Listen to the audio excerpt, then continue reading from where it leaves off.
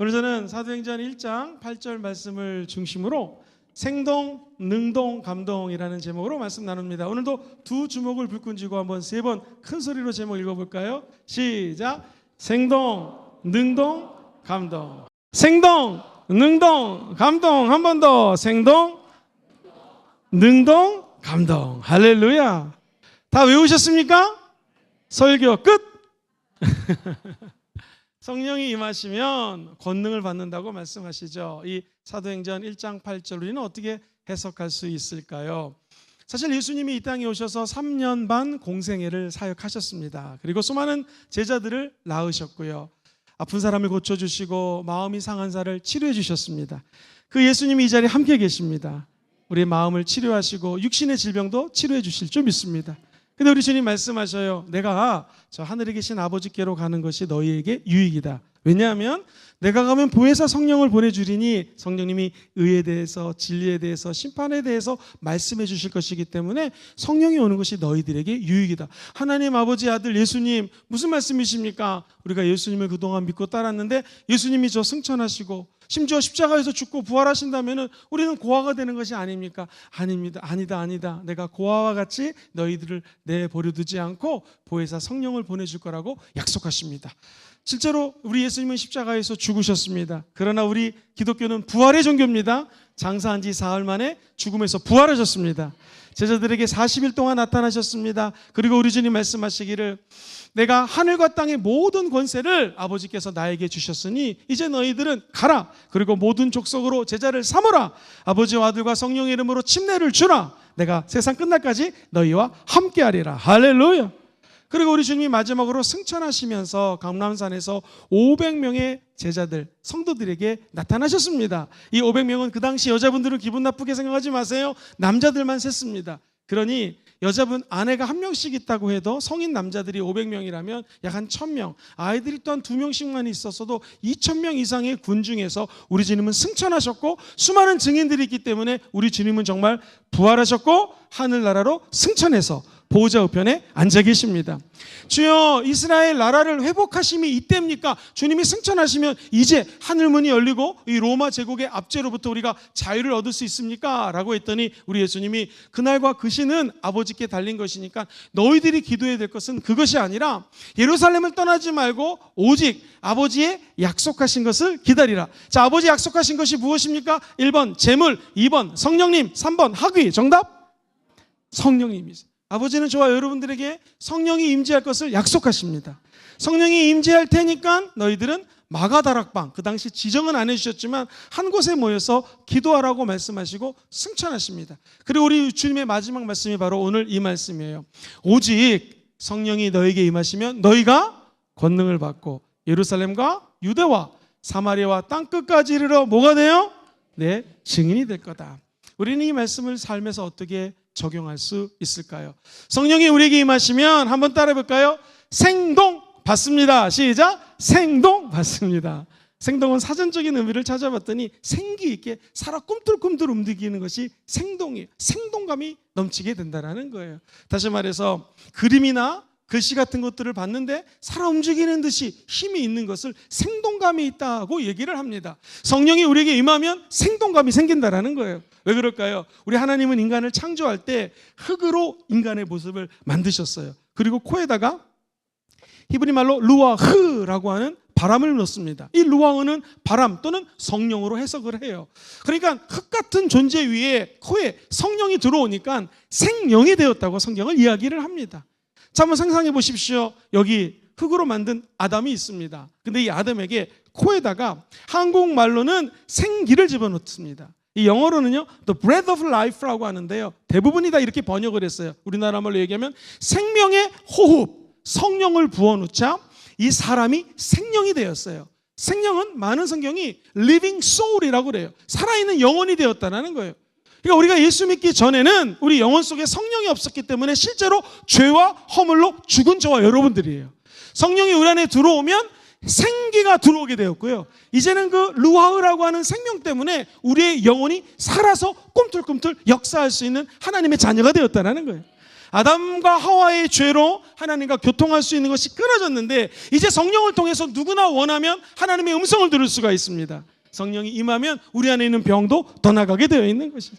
오늘 우리 사랑하는 성도님들 영혼 속에 한 가지 기도 제목, 성령이 임할지어다. 오직 성령이 너에게 임하시면 우리 안에서 생기가 임하고 생동감이 임하고 성령과 함께 할 수 있는 은총이 임하게 된다는 것이죠.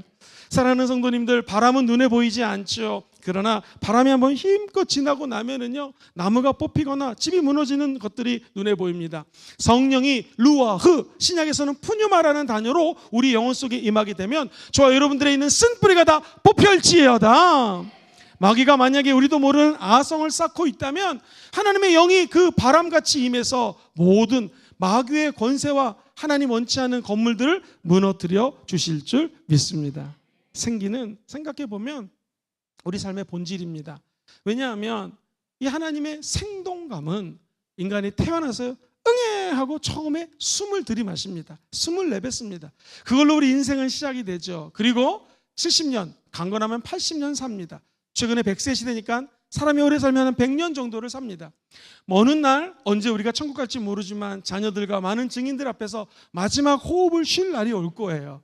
후 하고 마지막 숨을 쉬면 그 숨이 마지막이 되는 것이죠.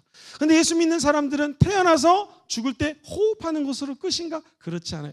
하나님이 세상을 이처럼 사랑하사 독생성자 예수님 보내주셨고 예수님 믿으면 저와 여러분들은 천국에 꼴이 난다라는 것이죠. 그것이 영생입니다. 다시 말해서 예수 믿은 우리들은 인간에서 마지막 호흡하면 사람들이 볼 때는 사망 선고 내리지만 영적으로 보면 저 천국에서 예수님과 호흡하며 영생을 누리게 될 줄 믿습니다. 좋든지 싫든지 예수 믿지 않으면 지옥에 간다라는 것이 성경의 가르침이에요.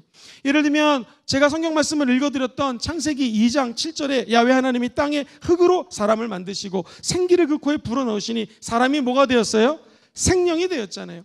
이 성경의 마지막은 요한계시록이거든요. 요한계시록 20장 10절에 보면 또 그들을 미혹하는 마귀가 불과 유황못에 던져지리니 거기 짐승과 거짓 선지자도 있어 세세토록 밤낮 괴로움을 받으리라고 얘기합니다. 창세기에서 인간을 만드신 하나님, 요한계시록에서 성경을 닫으면서 하시는 말씀은 예수 믿으면 저 신천신지 하늘과 새하늘과 새 땅에서 하나님을 예배하는 삶을 살게 되는 것이 예수 믿는 사람들이에요.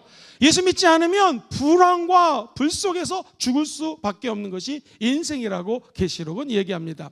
사람이 어린아이로 태어나서 마지막 호흡을 내쉬고 들이마시면 죽는 것처럼 성경은 창세기로 시작해서 계시록으로 문을 닫습니다. 창세기에 인간이 탄생을 했고 인간의 생명이 움텄습니다. 계시록에 종말이 다가올 때는 이 모든 범우주적인 심판 앞에 예수 믿는 자, 안 믿는 자가 갈라진다라는 것이죠. 우리 사랑하는 성도님들, 우리 하나님은 지금도 저와 여러분들에게 생명과 생동감을 불어주기를 원하고 계십니다. 문제는 내 마음이 닫혀 있으면 하나님이 부어주시는 성령을 받을 수가 없는 것이죠. 거꾸로 또 뒤집어 얘기하면 성령 받는 것을 그렇게 완악하게 방해하는 존재가 있습니다. 마귀입니다. 성경에 보면은 마귀는 마치 우는 사자처럼 예수 믿는 사람들에게 달려들어서 우는 사자같이 두루다니며 삼킬차를 찾고 있다고 얘기를 합니다. 저와 여러분들이 해야 될 일은 뭐예요? 근신하고 깨어 있어야 된다는 것이. 우는 마귀, 사자가 막 노루를 잡아먹고 사슴을 잡아먹을 때 한번 생각해 보십시오. 그리고 그 동물의 왕국 같은 영화를 한번 그 동영상을 생각해 보십시오. 신나게 뛰어다니던 노루, 사슴 이런 것들이 우는 사자가 잡아먹으면 생기가 없어져요. 생동감이 없어져요. 성경은 염려하지 말아라 라고 가르칩니다. 그런데 한 가지 염려할 것이 있습니다. 성경 말씀에 보면 디모데전서 3장 7절 같이 읽어봐요. 시작. 마귀의 올무에 빠질까 염려하라. 마귀에게 틈을 주지 말라고 얘기를 합니다. 그리고 우리의 씨름이 혈과 육에 대한 것이 아니라 정사와 권세와 이 어둠의 세상 주관자들과 하늘에 있는 악한 귀신들과의 싸움이라고 말씀을 해주십니다. 그 악한 귀신은 나쁜 계획을 갖고 있어요. 그래서 에베소서 6장 12절에 보면은 계속해서 말씀하시는 것이, 예를 들면 11절에 마귀의 간교한 계획을 능히 대적하기 위하여 너희들은 하나님의 전신갑주를 입으라고 말씀합니다. 사랑하는 성도님들, 마귀와 싸워 이기려면 뭐가 필요합니까? 성령이 너에게 임하시면 너희가 권능을 받는다고 그랬거든요. 마귀는 우리 힘으로 못 쫓아냅니다. 우리의 능으로 쫓아내지 못해요. 성령이 힘으로 쫓아내는 것입니다. 어떤 강력한 귀신이 도전해도 우리는 힘은 없지만 우리 안에 계신 성령님이 마귀와 싸워 이기고 승리의 면류관을 씌워주신다는 거예요. 하나님의 아들이 오신 목적이 무엇인가? 성경은 분명히 이야기합니다. 하나님의 아들이 나타나신 것은, 따라해보세요, 마귀의 일을 멸하려 하심이라. 시작. 마귀의 일을 멸하려 하심. 예수님이 이 땅에 오신 목적은 무엇인가? 죄를 짓는 자를 조사해 보면 마귀에게 속했다라는 거예요.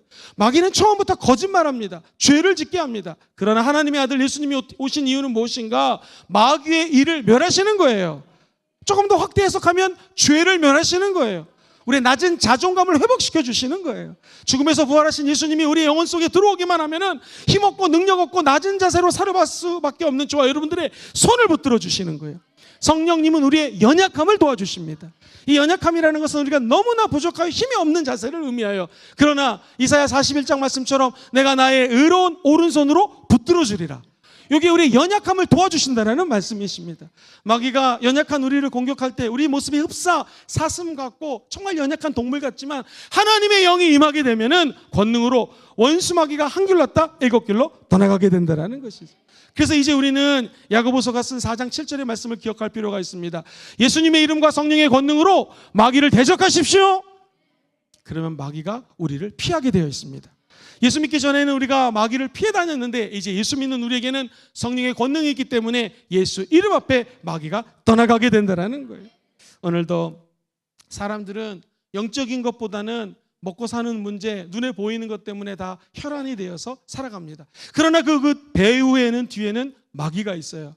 이 마귀의 간교한 계획에 속지 않을 수 있는 유일한 방법은 무엇인가? 하나님의 영이 우리 안에서 은혜를 베풀어 주시는 것입니다. 이 성경의 저자는 성령 하나님이시죠.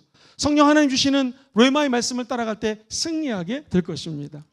아우구스티누스라고 하는 유명한 하나님의 사람이 있어요. 아프리카 알제리 출신입니다. 그런데 당시 로마 제국 때에 너무나 공부를 잘했던 똑똑한 친구라 이태리 로마에서 유학을 합니다. 그리고 원래 아리스토텔레스가 이야기했던 수사학을 전공해요. 그리고 세계적인 학자가 됩니다.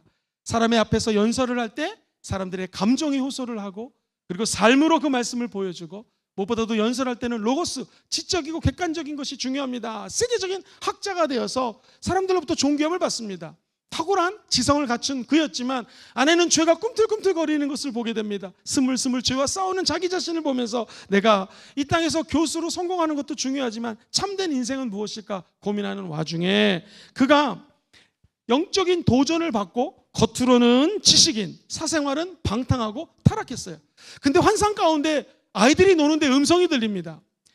집어라, 읽으라, 집으라, 읽으라. 딱 붙더니 성경이 있는 거예요. 성경을 짚고 읽었는데 우리가 너무나 잘 아는 로마서 13장 14절과 13절과 14절이 나옵니다. 쉬운 버전으로 한번 읽어드리겠습니다. 흥청대는 술자리와 만취, 음탕함과 방탕, 다툼과 시기 속에 살지 맙시다. 그 대신에 주 예수 그리스도를 입으십시오. 그리고 욕망을 채우려고 육신을 돌보는 일을 하지 마십시오. 이 말을 딱 듣는 순간, 보는 순간, 읽는 순간 영혼 속에 확신이 채워집니다. 아, 이 말씀대로 살아야겠구나 하면서 이의 삶이 완전히 바뀌게 됩니다. 사랑하는 성도님들, 우리가 마귀와 싸워 이기고 생동감 있는 크리스찬의 삶을 살려면요 하나님 말씀밖에 없습니다. 마귀는 우는 사자처럼 우리의 단점을 파악하고 우리 단점을 조사합니다. 그리고 그 단점으로 사람을 넘어뜨리려고 그래요.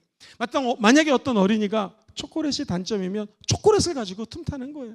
음란한 사람은 음란한 게 단점이면 마귀는 음란하게 접근하는 거예요. 예수님이 40일을 주야로 금식하셨습니다. 인간으로 오셨기 때문에 배가 고프잖아요. 우리 예수님의 단점이 무엇일까요? 약점이 무엇일까요? 배가 고픈 거예요.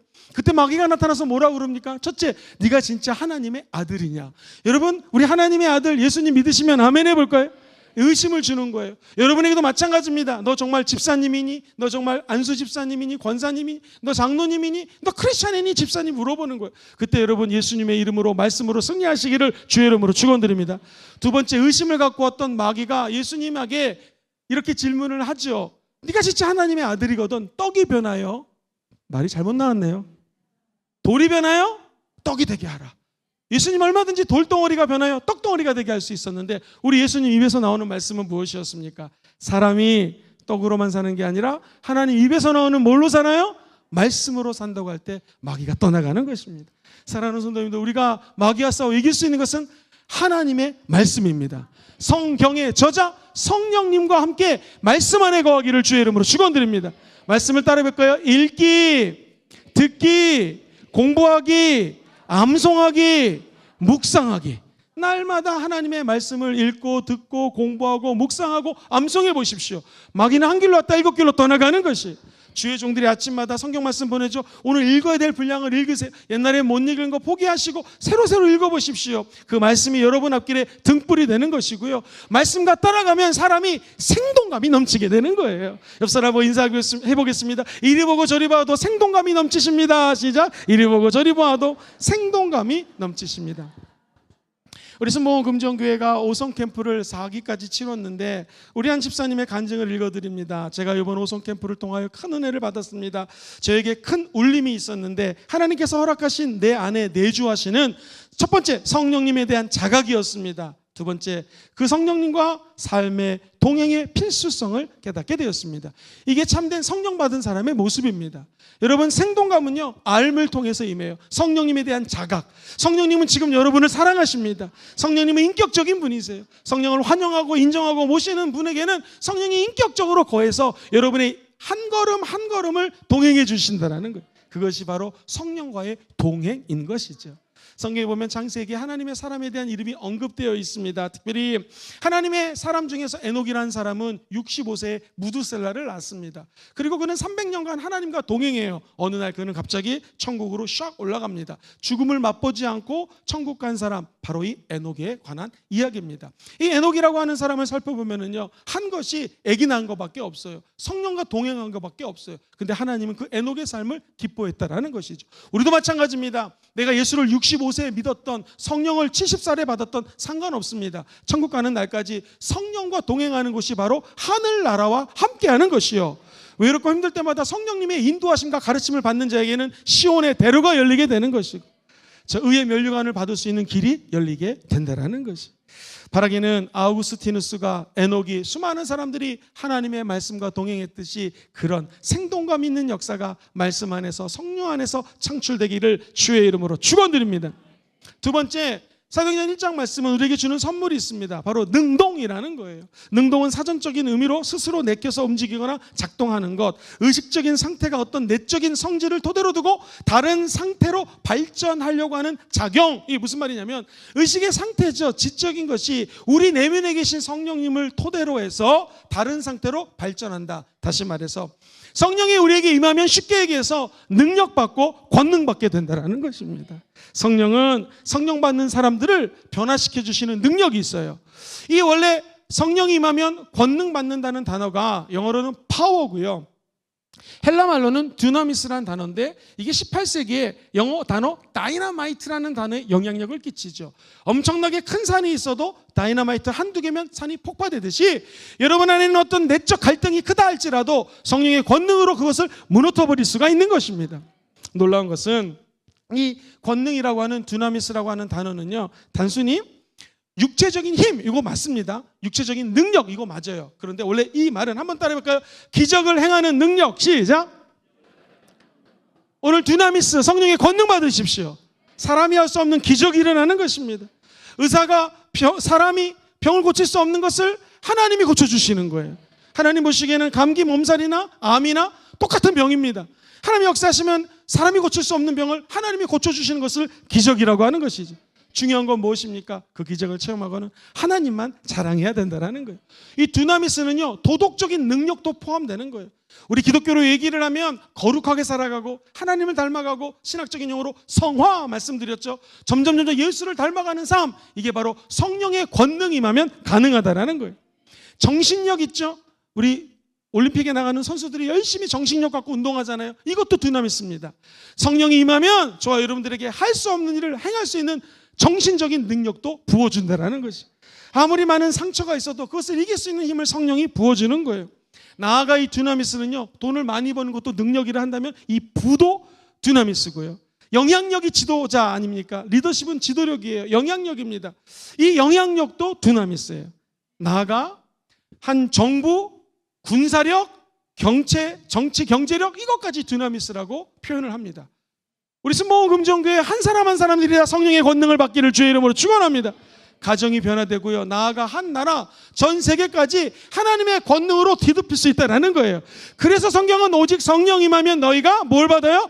권능, 파워, dynamis, 개인, 정치, 경제, 문화, 사회까지 연계되는 힘을 받게 되고, 그래서 예루살렘과 온 유다와 사마리아 땅끝까지 뭐가 돼요? 증인되는 거예요. 우리 순복음금정교회 모든 성도들이 성령으로 충만함 받으십시오.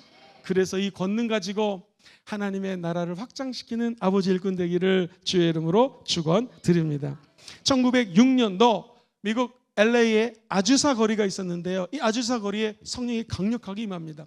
신기하게도 영국 웨일즈에도 비슷한 때에 성령의 역사가 나타났고요, 우리 장대현 교회 평양에서도 이런 비슷한 성령의 부흥의 역사가 나타났어요. 그런데 재밌는 것은요, 부흥은 아까 드렸던 찬양처럼 나로부터 시작됩니다. 한 사람이에요.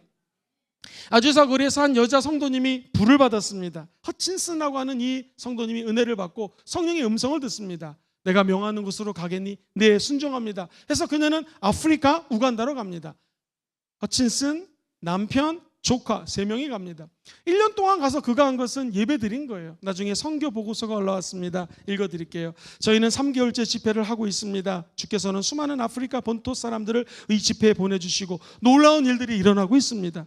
구원을 많은 사람들이 받고 있습니다. 사람들이 거룩해져 가고 있습니다. 성령 충만함을 받고 있습니다. 각종 질병에서 고침을 받고 있습니다. 분명히 하나님은 이 아프리카에 있는 현지인들을 사랑하십니다. 사랑하는 성도님들, 이게 어디 아프리카만 그렇겠습니까? 오늘 이 자리에도 성령 하나님이 함께 계시면 기적을 베푸시고 질병을 치료하시고 믿지 않는 자를 구원하시고 성령의 기름을 부어주시게 될 줄 믿습니다. 사랑하는 성도님들, 땅끝의 개념이 물론 아프리카, 남미도 땅끝이겠지만 지구는 둥글잖아요. 그럼 한 바퀴 지구를 쭉 돌면은 바로 내 옆에 있는 분이 땅끝입니다. 그래서 지금은 저와 여러분들이 저 아프리카 가지 않아도 여러분 주변에 만나는 모든 사람들이 선교 대상자요, 전도 대상자라는 거예요. 예루살렘은 우리로 치면 부산입니다. 온 유다는 한국입니다. 언어와 문화가 같으니까 이것을 전도라고 얘기를 한다면 사마리아는 인근 주변 국가입니다. 아시아 국가라고 표현할 수 있겠고요. 땅끝은 전 세계죠. 2가지 중의적 의미입니다. 첫 번째, 진짜 땅끝, 내 이웃들, 예수 믿지 않는 사람들, 저 외대에 1200명이 와 있습니다. 외국 학생들이, 저 외국 학생들, 여러분 지금 KTX 타러 한번 부산역 가보십시오. 수많은 외국인들이 와 있습니다. 해운대, 광안리, 송도, 많이 외국 사람들이 많습니다. 저들이 바로 우리 전도 대상자라는 것이고 선교 대상자라는 거예요. 눈에 보이는 사람들을 하나님이 붙여주셨고 내 이웃에 있는 사람들을 전도하고 선교하라는 것이죠.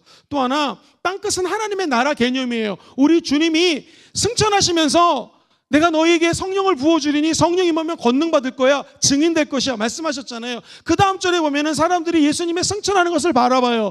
그때 우리 예수님의 천사가 나타나서 얘기합니다. 우리 예수님을 뭐하러 그렇게 바라보느냐? 올라가신 즉 우리 예수님이 저 승천하신 즉 다시 오실 것이라고 약속하셨어요. 이것이 예수님이 2000년 전에 오신 것이 초림이라면 우리 주님이 다시 재림하십니다. 우리 순복음에서 4번째 복음이 이 재림의 복음이에요. 좋은 교회, 좋은 목사님은 재림에 대해서 얘기를 합니다. 물론 이게 언제 우리 주님이 오십니다, 몇 월 며칠 오십니다, 이런 시한부 종말론자가 아니라 예수 믿는 사람들은 신랑 대신 예수 그리스도가 올 것을 믿으셔야 됩니다. 5천년은 기름을 준비했고 5천년은 기름을 준비하지 못했잖아요. 우리 순복음금정교회에 나오는 모든 성도들이 성령의 기름 준비하기 위해서 이곳에 모이죠 믿습니다. 신랑 대신 예수가 올 때 나 기름 없어 좀 빌려줄래? 우리도 없으니까 좀 가서 사갖고 와라 라고 사러 간 사이에 주님이 올 수 있다는 거예요. 오늘 저와 여러분들이 예배 드리시다가 성령의 기름 부으심을 받게 되기를 주의 이름으로 축원합니다. 권능은 다른 것이 아닙니다. 성령의 권능이 임하면 기름 부으심으로 말미암아 땅끝까지 증인될 수 있는 에너지가 임하게 된다는 거예요. 끊을 수 없는 것을 끊게 되는 것이고 능동적인 예수 그리스도인의 삶을 살아갈 수가 있는 것입니다. 목사님, 어떻게 하면 내가 이렇게 정말로 적극적으로 능력을 받아 살 수 있겠습니까? 아주 간단합니다. 성경에 보면 고린도전서 12장에 보면 이런 말씀이 나와요. 우리에게 9가지 은사를 주셨는데 한번 따라해 볼까요? 지식의 은사, 지혜의 은사, 영 분별의 은사, 믿음의 은사, 능력 행함의 은사, 신유의 은사, 방언의 은사, 방언 통변의 은사, 예언의 은사. 여러 가지 9가지 은사를 주셨어요. 다 받을 수가 없습니다. 우리는 다 틀려요. 예를 들어보겠습니다. 우리 사랑하는 성도님들과 저와 함께 식당에 갔습니다. 1번 된장찌개 드실 분 손 드시고요. 2번 냉면 드실 분 손 드세요. 둘 중에 하나 손 드셔야 됩니다. 된장찌개가 더 좋다 손 들어보세요. 많습니다. 냉면 드시겠다 손 들어보세요. 더 많습니다. 저도 냉면입니다. 우리가 다 좋아하는 게 틀립니다. 그죠? 손 안 든 사람 손 들어보세요. 다 틀립니다. 그런데 성령님은 같은 성령을 받은 거예요. 한 성령을 받았고 성령을 따라 하나가 되어야 된다는 거예요. 입맛은 틀리지만 하나님 안에서 하나가 되는 공동체가 교회입니다. 그러나 우리 입맛이 틀리듯이 성향이 틀리듯이 성령님은 각자에게 은사를 다른 것을 주셨어요. 어떤 분은 피아노를 잘 치고 드럼을 잘 치고 어떤 분은 또 노래를 잘하듯이 또 어떤 사람은 성가대 활동을 하시고 어떤 분은 지하실에서 자동차 봉사를 하는 것처럼 각양각색의 은사를 주셨다는 거예요. 성도님들이 은사를 발견하고 은사를 교회에서 사용하시고 은사를 더욱더 개발시키시게 되기를 주의 이름으로 축원드립니다. 그래서 성령이 임하면 하나님의 은혜 가운데 성령의 은사를 받게 되고 그 은사를 활용함으로 하나님의 나라가 확장되게 될 줄 믿습니다. 하나님이 나사렛 예수에게 따라해보세요. 성령과 능력을 기름 붓듯 하셨습니다. 시작. 성령과 능력을 기름 붓듯 하셨죠. 이 전제 조건이에요. 성령 부어주시고 기름을 부어주시니까 세 번째 줄 시작. 그가 두루 다니시면서 선한 일. 여러분 성령의 권능 받고 선한 일 행하시기를 주의 이름으로 축원드립니다. 착한 일을 시작하신 분이 하나님이시니까 예수 오실 때까지 우리가 확신 속에서 선한 일을 행합시다. 밑에서 두 번째 시작. 마귀에게 눌린 모든 사람을 고치셨으니. 자, 마귀에게 눌린 사람 우리의 힘으로 고칠 수 없지만 성령이 임하시면 고칠 수가 있어요. 마지막 줄 시작. 이는 하나님이 함께 하시는 거예요. 성령의 권능은 그냥 순간적으로 능력만 받는 것이 아니라 천국 가는 날까지 성령님과 동행하는 것입니다. 이것이 바로 능동적인 삶이라는 거예요. 어디에 가든 무엇을 하든 누구를 만나든 능동적으로 성령님과 함께 하시기를 주의 이름으로 축원드립니다. 그래서 사도행전 1장 8절을 바라보시면 그렇습니다. 끊을 수 없는 것을 능동적으로 끊을 수 있는 힘, 술, 담배, 마약, 성령이 역사하시면 가능합니다. 마귀를 물리칠 수 있는 것 성령이 역사하시면 가능합니다. 은사를 받으면 성령이 나타나게 되어 있고 은사를 활용할 때마다 하나님의 사랑이 나타나게 될 줄 믿습니다. 고린도전서 12장은 우리가 잘 아는 은사장 맨 마지막 절에 내가 너에게 가장 좋은 길을 보이리니 하면서 나오는 것이 사랑장입니다. 산을 옮길 만한 믿음이 있고 우리가 내 몸을 불살라 구제한다 할지라도 사랑이 없으면 아무런 소용이 없는 것이죠. 그래서 이 성경 말씀은 땅 끝까지 증인되라고 합니다. 이것을 다르게 표현하면 한번 따라해볼까요? 감동. 감동의 이 세 번째 의미는요, 크게 마음에 느껴져가지고 마음이 움직이는 거예요. 아까 우리가 능력이라고 하는 것 또는 능동이라고 하는 것은 결단입니다. 의지적으로 결단해서 성령과 동행하는 것이라면 이 감동은요, 성령의 임재를 느껴야 됩니다. 마치 성령과 능력이 기름 붓듯함에 예수님이 두루다니며 선한 일을 할 수 있었던 감동적인 삶을 살 수 있었던 것처럼 성령이 임하면 저와 여러분들도 감동적인 인생을 살아가게 될 줄 믿습니다. 지나가다 보면은 교통사고가 났어요. 뭐라고 그럽니까? 이곳에서 목격하신 분을 찾습니다. 이 증인이거든요. 증인은 누구신가? 어떻게 감동적인 증인이 될 수 있는가? 한번 따라해 보시죠. 경험해야 됩니다. 그렇죠. 현장에서 경험한 사람이 증인이 될 수 있는 거예요. 또한 제가 앞에 있는 우리 집사님을 위해서 증인이 되기로 마음을 먹었습니다. 법정에 출두합니다. 그 말은 제가 우리 앞에 있는 집사님을 애처롭게 생각하고 사랑하고 도와주는 마음이 있기 때문에 증인이 되는 거예요. 예수 증인 맞습니다. 우리 주님을 먼저 체험하셔야 됩니다. 우리 주님 사랑하셔야 됩니다. 그때 우리 주님의 증인이 될 수가 있는 것이죠. 증인 된다라고 하는 것은 따라해볼까요? 용기가 필요합니다. 많은 사람들 앞에서 우리 집사님은 죄가 없습니다 라고 얘기하는 거, 이 용기가 필요하죠. 예수의 증인 되는 거 용기가 필요합니다. 이 용기를 부어주시는 분이 성령님이에요. 감화 감동을 주시고 예수를 통해서 경험을 한 우리들이 담대해집니다. 용기가 생깁니다. 하나님을 사랑하니까 예수 그리스도의 증인 된다는 것이죠. 그런데 안타깝게도 이 증인이라고 하는 단어는 그렇게 쉬운 단어고 만만한 단어가 아니에요. 영어로는 witness라고 하는데요. 이 witness라고 하는 단어는 헬라 말을 원형을 잘 분석해 보면 영어의 마티어라고 하는 단어에 영향을 끼칩니다. 마티어는 순교자거든요. 그러니까 증인이 된다고 하는 것은 순교자적 마음을 가지고 사는 게 증인이에요. 베드로가 예수 믿었어요. 예수님의 제자예요. 수제자입니다. 변화산상에도 올라갔습니다. 주는 그리스도시요 살아계신 하나님의 아들입니다라고 칭찬도 받았어요. 근데 예수님이 십자가에 죽을 거라고 하니까 그리 마십시오. 그러면 안 됩니다. 우리 예수님이 사탄아 물러가라 야단을 치십니다. 베드로는 예수님을 3번이나 부인했어요. 우리 예수님이 나타나셔서 부활하신 예수님이 3번 너 나 사랑하니 물어보시고 회복시켜 주십니다. 이러한 베드로, 성령이 임하자 사도행전 2장에 보면은 정말로 10일 동안 기도하자 500명의 성도들이 예수님의 승천을 보고 주의 메시지를 들었는데 120명만이 마가다락방에 모여서 기도합니다. 그 중에 베드로가 있었습니다. 지나가던 사람들이 보니 저거 갈릴리 사람 아니야? 이 말은 무식한 사람들이라는 거예요. 외국말을 못하는 사람들이에요. 근데 이 갈릴리 사람들이 방언이 터집니다. 외국어 막 말을 합니다. 일본말, 중국말 합니다. 왔다시야 김복굿이 됐어 할렐루야 막 이럽니다. 진 땅에 장어 마른 땅에 운동화 할렐루야 막 이러는 거예요. 그러니까 사람들이 놀래가지고 도대체 이 사람들은 뭐냐 했더니 성령이 임했다고. 사도 베드로가 일어나서 지금은 제가 때 삼신이 즉 아침 9시니까 술 먹고 이러는 것이 아니라 성령이 임했다고 하면서 설교를 하는데, 사도행전 2장에 나오는 설교는 우리 설교학자들이 공부하고 배우고 연구할 정도의, 교재로 쓸 정도의 완벽한 설교를 합니다. 도대체 이 베드로가 그렇게 연약했는데 그 설교를 통하여 3,000명이 예수를 믿어요. 할렐루야. 역시 남자만 아내가 1명씩 있어도 6,000명, 애들이 둘만 있어도 12,000명이 회심하는 거예요. 이게 어떻게 도대체 가능합니까? 성령이 임하면 된다는 거지. 성령이 임하면 증인될 수가 있고 감동을 줄 수 있는 설교도 할 수가 있는 것이고, 그 메시지를 듣고 수많은 영혼들이 감동받을 수 있는 은혜가 성령 안에 있다라는 거예요. 그래서 사도행전에 나오는 이 증인이라는 것은 만만하게 해석을 하시면 안 되고요, 순교자라는 각오를 가지고 해석을 하셔야 돼요. 사도행전 2장 32절에 보면 이 예수를 하나님이 살리신지라 우리가 다 이 일에 뭐예요? 증인이다. 날 순교해도 괜찮다라는 거예요. 왜냐하면 그 당시 예수를 함부로 증인했다가는 예수가 죽었기 때문에 자기들도 죽거든요. 사도행전 3장 15절입니다. 생명의 주를 죽였도다. 그러나 하나님이 죽은 자 가운데서 그를 살리셨으니 우리가 이 일에 뭐라고요? 증인.